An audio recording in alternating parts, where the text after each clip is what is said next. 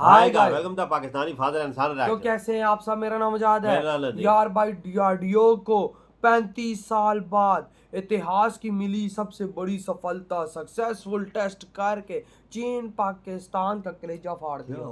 35 साल बाद। अबे कौन सी ऐसी भाई सब सफलता मिली है 35 हाँ साल ना, जो इतनी बड़ी 35 साल इंतजार करते हैं तो अब किया है यार। मतलब वही तो, लेकिन चलो वॉच करते हैं। तभी ये तो पता वॉच चलेगा। करेंगे तभी इसके बारे में कुछ हमें हाँ। आइडिया लगेगा। आखिर कौन सी 35 साल बाद भारत को सफलता ना। हाथ लगी है। कौन करते हैं 3 2 1 एंड स्टार्ट। अब चीन पाकिस्तान समेत भारत के दुश्मनों की खैर नहीं है। भारत ने रक्षा क्षेत्र में एक और बड़ी कामयाबी हासिल की है। एक और बड़ी खबर आ रही है। डीआरडीओ ने एंटी सबमरीन रॉकेट टेस्ट किया है। आईएनएस कावारत्ती से रॉकेट टेस्ट किया गया है। ये इस वक्त बड़ी खबर है। डीआरडीओ की एक और बड़ी सफलता, एक और बड़ी कामयाबी। सिर्फ एक रॉकेट नहीं, ये भारत के समुद्री ब्रह्मास्त्र की तरह दुश्मन की छिपी पनडुब्बियों को पानी के नीचे ही खत्म कर देने वाला रॉकेट। मोदी सरकार का जंगी जुनून सर चढ़कर बोलने लगा। भारत ने और यहाँ आपको बताएं कि इजराइल का कामयाब तजुर्बा। मतीन साहब, क्या अपडेट्स हैं और भारत जिस तरीके से जंगी जुनून का मुजाहरा कर रहा है, खित्ते में ताकत का तवाज़ुन बरकरार रखा जा सकता है ऐसे? अब भारत की जानिब से जिस तरह की एक्सपेक्टेशंस थी वही किया गया है। चलिए सबसे पहले जानते हैं क्या है इसरार।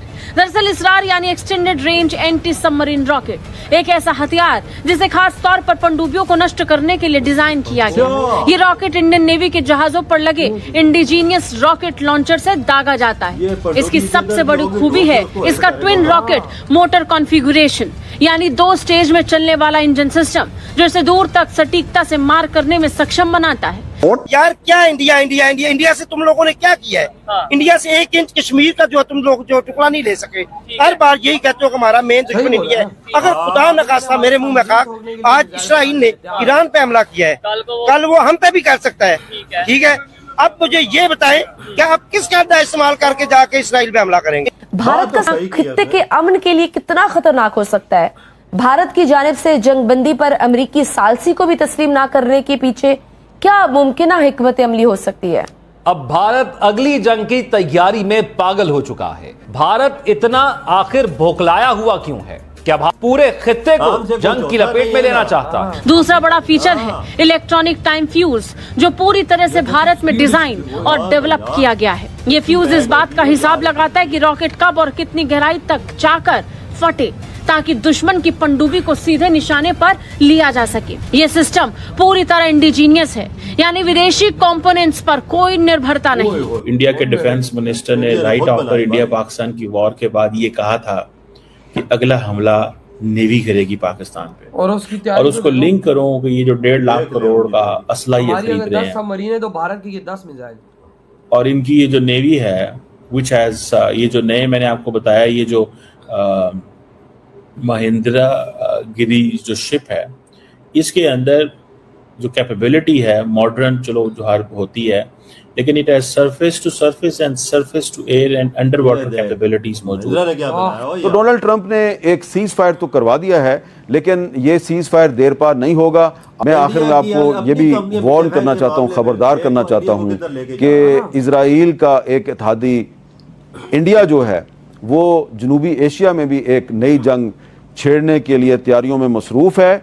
और हिंदू बनिया 1 रुपया भी बगैर किसी वजह के खर्च नहीं करता है। हमारे यहाँ पाकिस्तान में एक माइंडसेट है कि दोनों न्यूक्लियर पावर्स हैं, लिहाजा अब कोई एटमी जंग दोनों मुल्कों के दरमियान कोई अफोर्ड ही नहीं कर सकता। यही बात आपने कही कि उनकी इकोनॉमी तबाह हो जाएगी। और मगर बात यह है कि भारत ने पिछले 2 सालों में $100 अरब का कन्वेंशनल असलाह खरीदा है। $100 बिलियन ऑफ कन्वेंशनल वेपन्स उन्होंने S-400 सिस्टम के लिए। उनको मालूम है कि हमारा न्यूक्लियर थ्रेशोल्ड क्या है, और द डॉक्ट्रिन जो वो बिल्ड कर रहे हैं वो इसीलिए है कि हम अपने न्यूक्लियर वेपन्स तक जा ही ना सकें, क्योंकि हमारे पास उनकी इस कन्वेंशनल फोर्स को रिस्पॉन्ड करने के लिए कंपैटिबल फोर्स है ही नहीं। उनकी S-400 drone chicken systems, missile, जासूस तैयारे, मोदी हुकूमत जंगी जुनून में मुकम्मल तौर पर पागल हो चुकी है। खित्ते काम दाव पर लग गया। जरा के मुताबिक भारत इसराइल की जानिब से ईरान पर हमले की तरह का मॉडल अपनाना चाहता है ताकि जारियत का जवाब पैदा किया जा सके। इससे फायदा उठा के इंडिया जो है वो पाकिस्तान के खिलाफ एक नई जंग शुरू करने का जवाब तलाश कर रहा है। उसको जवाब मिले ना मिले, लेकिन उसकी कोशिश ये है कि वो इजराइल की तरह अटैक करेगा और फिर डोनाल्ड ट्रंप साहब ना चाहते हुए उसकी मदद करने को आ जाएंगे और वो पाकिस्तान को सबक सिखाने में कामयाब हो जाएगा। लेकिन ऐसा टेक्नोलॉजी जो है वो इंडिया की निस्बत कम है। अच्छा, लेकिन हमारे पास अल्हम्दुलिल्लाह जज्बा बहुत है। एक कोल्ड स्टार्ट को अब उन्होंने डेवलप करके पहले इन्होंने इंटीग्रेटेड बैटल ग्रुप्स बनाए। इंटीग्रेटेड बैटल ग्रुप्स के बाद अब वो थिएटर कमांड करा गए। थिएटर कमांड का मतलब है कि एक आर्मी जिसमें आर्मी, नेवी और एयरफोर्स तीनों शामिल होंगी अंडर वन कमांड, और ये इन्होंने सारी की सारी पाकिस्तान के सामने लाकर लगाई है। इंडिया पागल है, ये सब कुछ कर रहा है पिछले 2 साल से। इसने $100 अरब का असला खरीदा है और लद्दाख इज अ ब्लफ। उनका टारगेट गिलगित बल्तिस्तान और स्कर्दू है, वो ब्लफ है। They want to take over Gilgit Baltistan. इन्होंने इंडिया बड़ा खुश हुआ है कि हमने ये कर दिया, वो कर दिया, लेकिन मैं इंडिया मुसलसल कितने अटैक करता रहा, ये 3 दिन ऑलमोस्ट अटैक होते रहे। ये पता है, ये देखिए अहमदपुर शर्किया पे हुए हैं, मुरीद के हुए हैं, यानी कि हमारे हर सियालकोट के बाद हमारे हर शहर में उन्होंने किए हैं, अटैक किए हैं। ड्रोन पर ड्रोन आ रहे हैं और अल्हम्दुलिल्लाह पाक मुल्क है। लेकिन मेरे ख्याल में 57 में से सिर्फ ये सारी बहनें हैं, एक ईरान भाई था, बाकी साहब हम चूड़ियां पहन लेते हैं, फिर ईरान को जो है वो बड़ा कंगन बना देते हैं। वो तो कहते हैं इंडस रिवर क्रॉसिंग जो बार बार ये प्रैक्टिस कर रहे हैं, ये किसके खिलाफ है? शायोक रिवर के साथ जो एक्सेस बना रहे हैं ये स्कर्दू में आने के लिए, किसके खिलाफ? This not against China.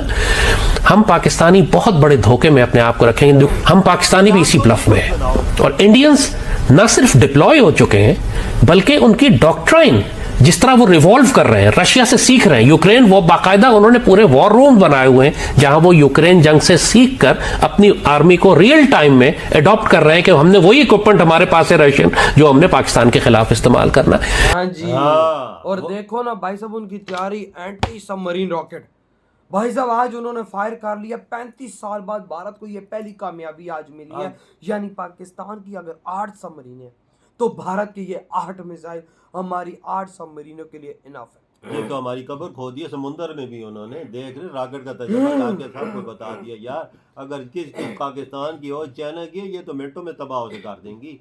और सटीक निशाने पे उसका स्ट्रीट टेस्ट हुआ है।